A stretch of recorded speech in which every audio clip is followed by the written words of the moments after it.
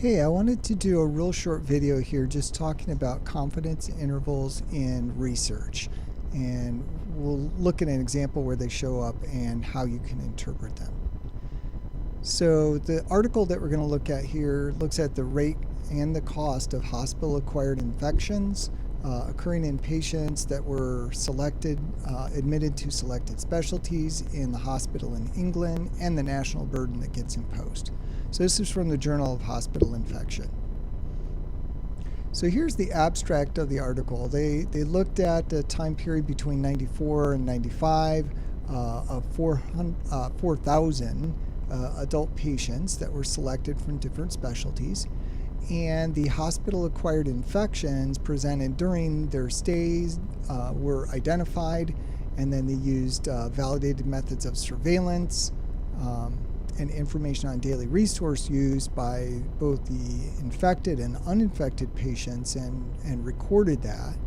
And then they used linear regression modeling. Okay, so they found a line that fit the data. And they estimated how much of the observed variation in the resource use was explained by the presence of an infection. And so they're looking at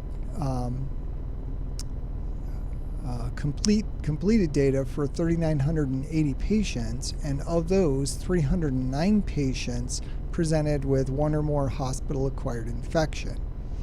And then notice they said that the 309 out of 3,980 was 7.8%, but then notice here I put this in red for you. 95% CI is confidence interval, so the 95% confidence interval was 7.0% to 8.6%. Okay, what does that mean? We want to know, what does that mean? And then infected patients on average incurred hospital costs 2.9 times higher than uninfected. 2.9, and then they said, well, this is a regression model estimate, so it's a prediction line estimate. 2.8, and then the 95% confidence interval for that estimate was 2.6 to 3.0. What does that mean? Okay, well, let's take a look.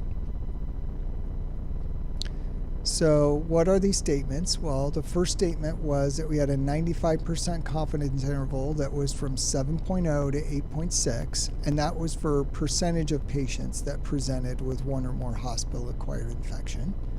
And then our second confidence interval was the 2.6 to 3.0, and that was the number of times higher than the average hospital cost for uninfected patients. So this is 2.6 to 3.0 times higher for infected patients than uninfected. So what do these things mean? Well, remember the 95% is talking about the proportion of samples that contain the population mean.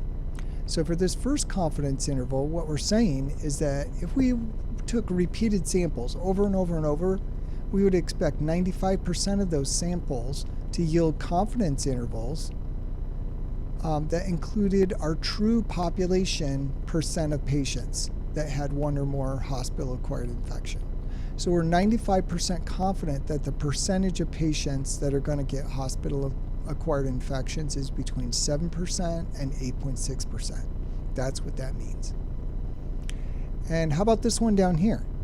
Well, again, this is the proportion of confidence intervals that contain the true population parameter. So in this case, if we take repeated samples over and over, we'd expect 95% of those samples to generate confidence intervals that included the true multiple for the number of times that costs were higher for patients with hospital-acquired infections than those without. So we are 95% confident that patients with hospital-acquired infections are between 2.6 and 3.0 times more expensive than those without. So that's saying that 95% of the samples are going to contain the true population percentage. Okay, and this is one of those samples. So there's a 95% chance that our true mean is between 2.6 and 3.0. So hopefully now when you're reading through research, you kind of make those connections. Okay, 95% confident, that means 95% of the time the samples, if we did over and over, are going to contain the population parameter that we're looking at. Here it's number of times greater than uninfected patients. Here it's the percentage of infected patients.